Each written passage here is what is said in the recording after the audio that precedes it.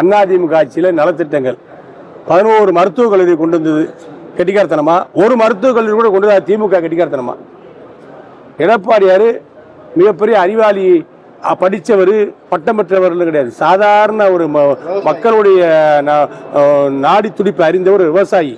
ஆனால் தமிழ்நாட்டு மக்களுடைய இளைஞர்களுக்கு எது செய்ய வேண்டும் என்பதற்காக 66 67 ஆர்ட்ஸ் காலேஜுகளை கொண்டு வந்தார், சட்டக்கல்லூரி கொண்டு வந்தார், பாலிடெக்னிக் கொண்டு வந்தார், 11 மருத்துவக் கல்லூரி கொண்டு வந்தார். இவர் அறிவாளியா, இவர் திறமைசாலியா, இவர் பொற்கால ஆட்சி நடத்தினவரா? எடப்பாடியார் நடத்தினவரா? ஒண்ணுமே செய்யாத ஒரு மெடிக்கல் கல்லூரி கொண்டு வராம வீண் பேச்சு பேசிக்கிட்டு கதை எழுந்துட்டு இருக்கிற திமுக பெரிய கட்சியா? அதெல்லாம் யோசிச்சு பார்க்கணும். திமுக ஆட்சியில் எல்லாமே நாடகம் தான், எல்லாமே நடிப்பு தான். அதிமுக ஆட்சியில் அம்மாவுடைய ஆட்சி காலமாக இருக்கட்டும், எடப்பாடியுடைய ஆட்சி காலமாக இருக்கட்டும், அது ஒரு பொற்காலம்.